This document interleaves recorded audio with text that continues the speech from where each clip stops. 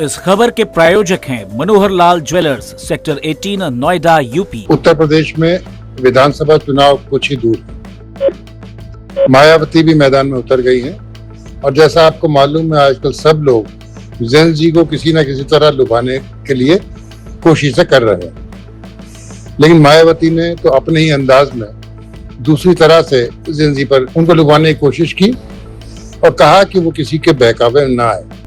उन्होंने आरोप लगाया कि कांग्रेस और समाजवादी पार्टी ने सीजेपी के आंदोलन को हाईजैक कर लिया है। उन्होंने छात्रों की पीड़ा को सही ठहराते हुए छात्रों से और युवा वर्ग से यह आह्वान किया कि वो किसी के बहकावे में ना आए, ताकि उनका कोई राजनीतिक स्वार्थ के लिए इस्तेमाल न कर सके। उन्होंने आरक्षण, बेरोजगारी और छात्र युवा आंदोलनों के मुद्दे पर भाजपा, कांग्रेस और समाजवादी पर निशाना भी साधा। उन्होंने आरोप लगाया कि सरकार नौकरियों में दलित, आदिवासी और अन्य पिछड़ा वर्ग के लिए आरक्षण धीरे धीरे निष्प्रभावी होता जा रहा है और इसे कमजोर करने की कोशिश की जा रही है।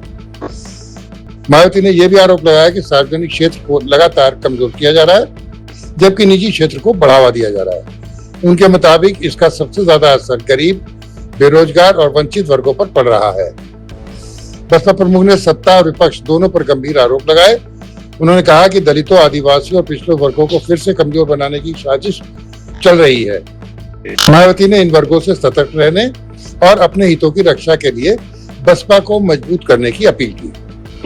उन्होंने दावा किया कि बसपा की सरकारों में सर्व समाज के किसी भी वर्ग के साथ भेदभाव या पक्षपात नहीं किया गया और सभी वर्गों के राजनीतिक, आर्थिक और सामाजिक हितों का ध्यान रखा गया।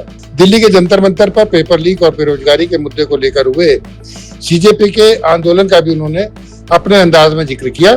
उन्होंने कहा कि छात्रों, युवाओं और जेन जी से जुड़े मुद्दे गंभीर हैं और बसपा हमेशा छात्र युवाओं के साथ खड़ी रही। हालांकि मायावती ने आरोप लगाया कि इस आंदोलन को कांग्रेस और उसके सहयोगी दलों ने हाईजैक कर लिया। उन्होंने कहा कि युवाओं के वास्तविक मुद्दों की जगह राजनीतिक स्वार्थ हावी होता हुआ दिखाई दे रहा है। मायावती ने झारखंड की राजधानी रांची में छात्रों और युवाओं के आंदोलन का भी जिक्र किया। उन्होंने आरोप लगाया कि वहां भी राजनीतिक दल आंदोलन के मुद्दों को अपने राजनीतिक हितों के लिए इस्तेमाल करने की कोशिश कर रहे हैं।